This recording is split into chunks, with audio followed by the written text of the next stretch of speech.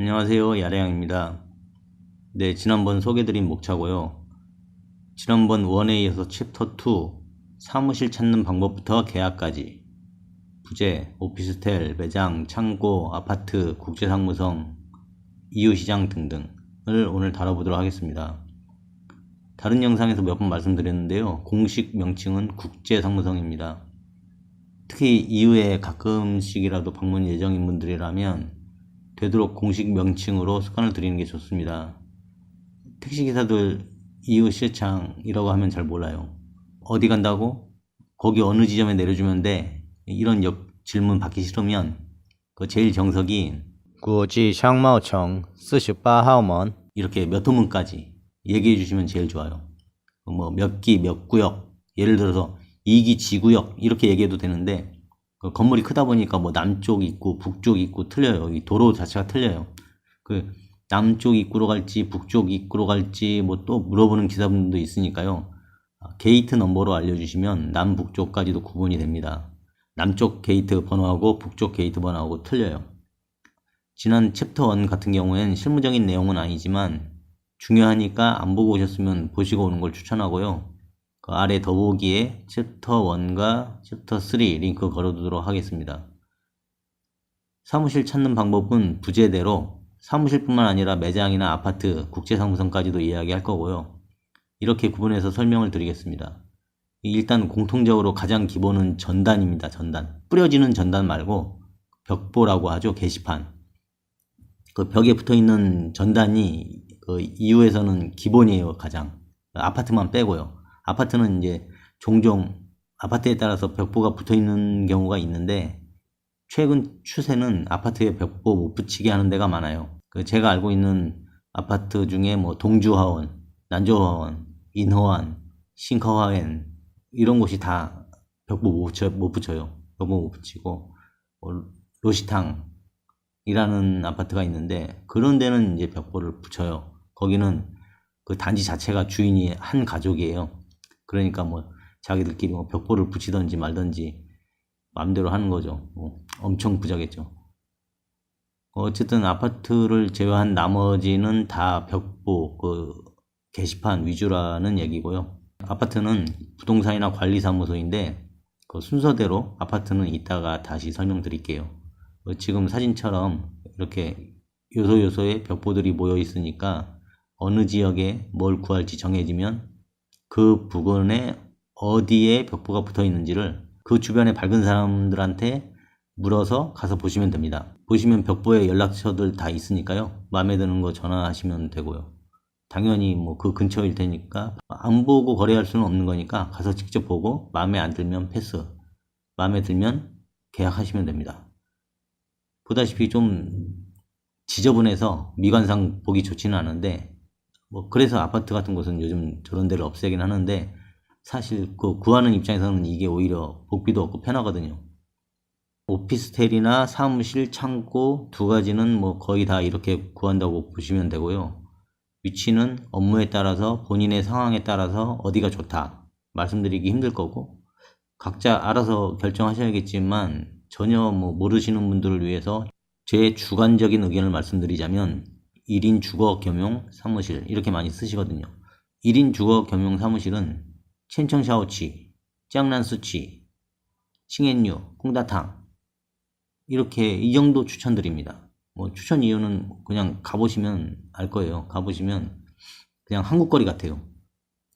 그 뭐 예전 같으면은 동조화원이나 다른 곳이 더 번성했었던 때도 있었는데 최근에는 이 동네가 압도적으로 많습니다. 가보면 그냥 한국 동네 같아요.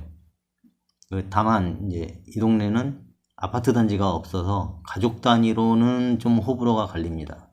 가족 단위로는 아파트를 또 고집하는 분들이 많기 때문에 이 동네는 아파트가 없어요. 그래서 이제 1인 주거 겸용 사무실을 추천한다고 한 거고요. 그리고 창고는 사무실이랑 가까워야 좋겠죠. 창고는 그야말로 용도에 따른 위치로 하시면 될 건데 한국 물류도 이 동네에 많으니까 이 동네에 창고가 있으면 편합니다. 이쪽에 거주를 하신다면 이게 지금 불특정 다수를 위한 영상이다 보니까 그 추천 위치 같은 거는 대략적이고 보편적인 지역으로 알려드리는 겁니다. 그 위 지역들 중에서도 뭐 어떤 사람들이 제일 많은 곳, 어떤 업체가 제일 많은 곳, 타오바오나 이베이나 뭐 아니면 어떤 업무들에 제일 유리한 곳 등등등 세부적으로는 또 많이 나뉘거든요. 그러니까 혹시 필요하신 분들이라면 댓글로 세부적인 질문을 주시면 좀 더 명확하게 추천을 드리겠습니다. 임대료도 마찬가지고요. 임대료도 어느 지역은 얼마, 어떤 평수는 얼마 이게 아니고 굉장히 다양한 조건에 따라서 천차만별이니까 마찬가지. 정확한 원하시는 조건이 있으시면 댓글 달아주시고요. 그 다음은 매장, 의류샵, 화장품샵, 한국식당 이런 것들은 이제 위와 같은 그 벽보도 있고요. 그 EU 가이드라는 사이트가 있습니다. EU에 euguide.net 이게 주소고요.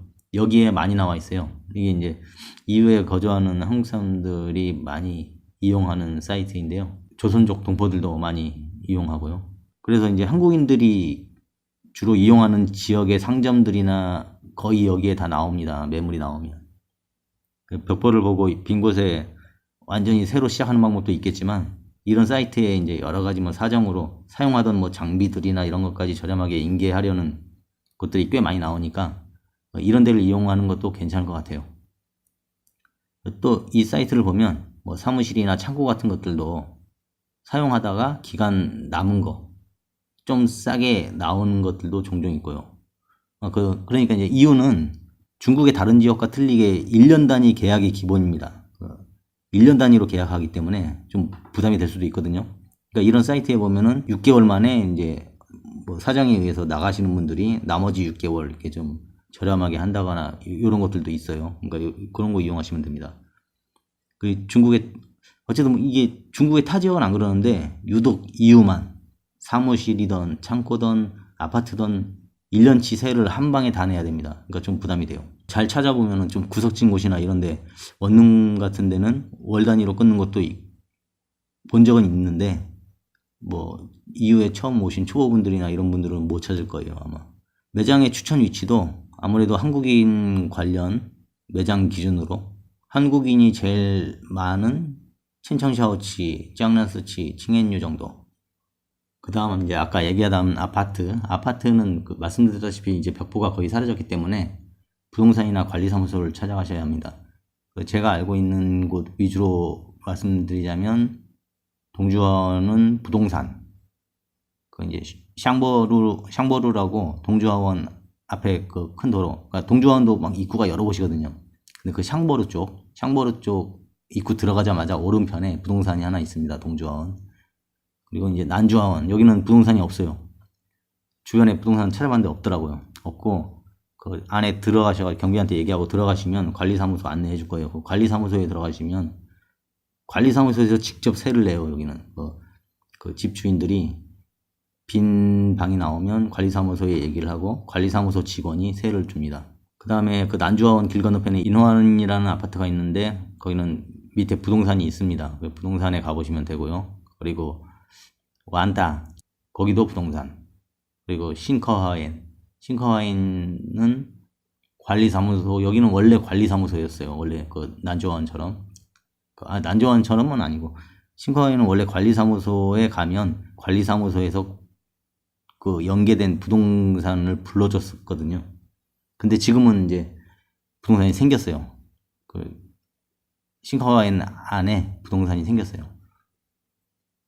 그 다음 뭐 아까 얘기했던 그 로시탕이라는데 거기는 그 게시판이 있고요. 아직 뭐 어쨌든 나머지 아파트는 일단 주변에 부동산이 있는지 둘러보시고 없으면 관리사무소 찾아가시면 됩니다. 만약에 내가 부동산을 못 찾은 거라면 관리사무소에서 알려주겠죠.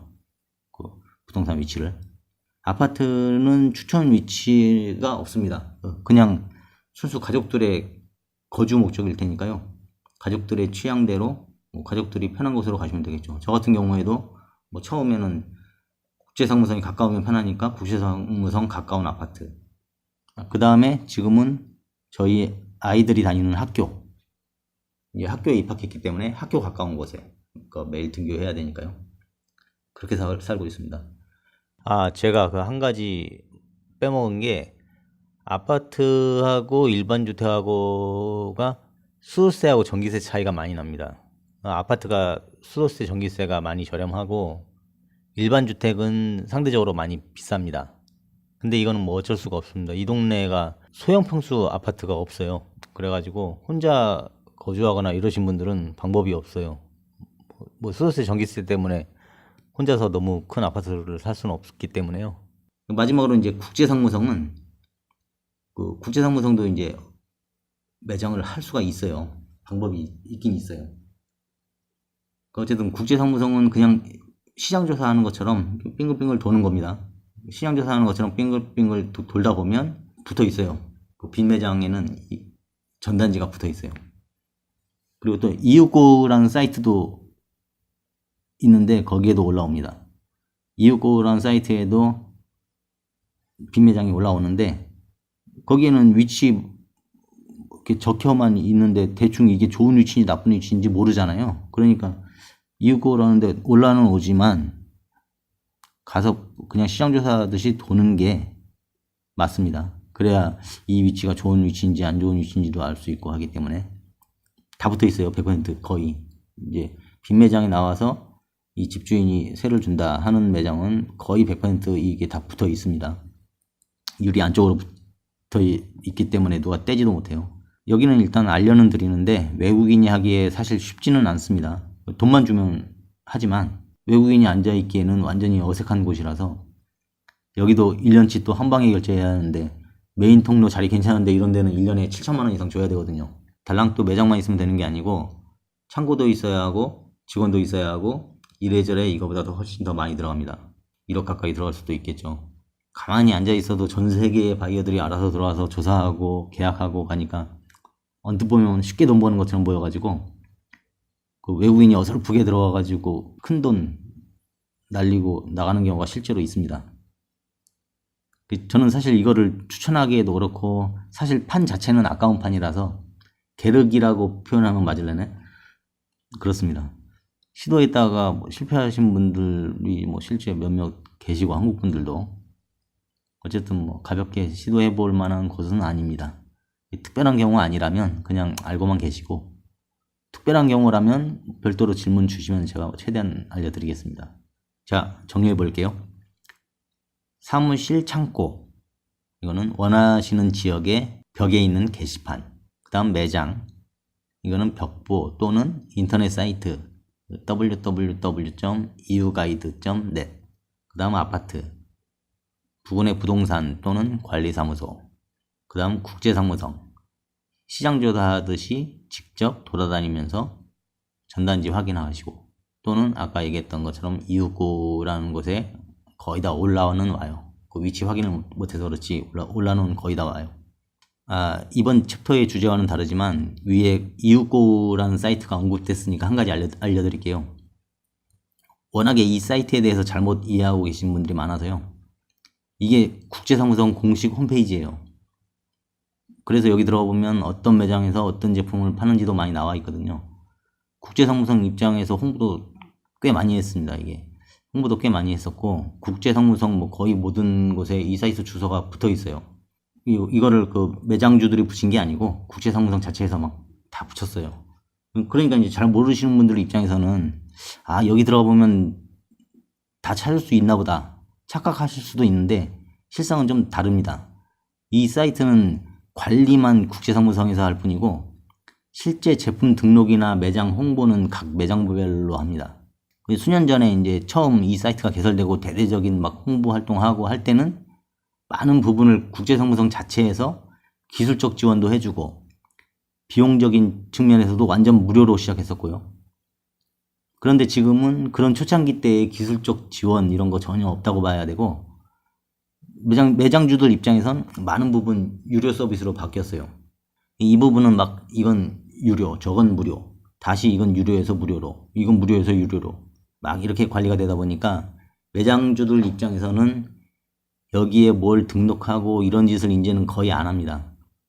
여기 등록되어 있는 상품들 대부분이 뭐 옛날 초창기 자료거나 아니면 뭐 장사 안 되는 저 구석에 몇 개 매장들 뭐 그냥 할 일 없이 그냥 올린 것들 이런 것들이 많아요. 그러다 보니까 여기를 중점적으로 보면 안 됩니다.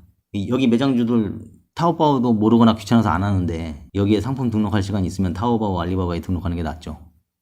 따라서 이 사이트는 그냥 어떤 카테고리가 어디쯤에 있구나 하는 정도로만 활용하시는 게 좋습니다. 그런 용도로는 뭐 좋아요. 내가 화장품 용품을 찾는데 어디쯤에서 파는지 전혀 감이 없을 때, 이럴 때 여기 검색하면 쭉 어디쯤에 몰려있는지 대충 나오죠. 그렇게 사전 조사하고 가면 편합니다. 이거 잘 모르시는 분들은 사이트 홍보되어 있는 거 보시고 아, 굳이 안 돌아다녀도 여기 들어오면 되겠네, 이런 분들이 꽤 계시길래 알려드립니다. 마지막으로 계약은 한국이나 중국이나 비슷하다고 할 수도 있고 아닐 수도 있고요. 그냥 사무실이든 매장이든 창고든 이런 건 계약서 피차 쓰고 도장 찍으면 되고요. 중간에 부동산은 사실 한국 같은 기능을 잘 못하는 것 같아요. 그야말로 연계해주는 기능 외에 문제 발생 시 중재자 역할 뭐 이런 것도 제대로 못하는 것 같고 수수료가 좀 아깝습니다. 그래서 서두에서도 말했듯이 미관상 좀 안 좋더라도 그냥 벽보 붙이고 직거래하는 게 훨씬 합리적인 것 같다는 생각입니다. 이상입니다. 다음번에는 챕터 3 비자 문제 또는 중국 내 법규 문제 등을 다루도록 하겠습니다.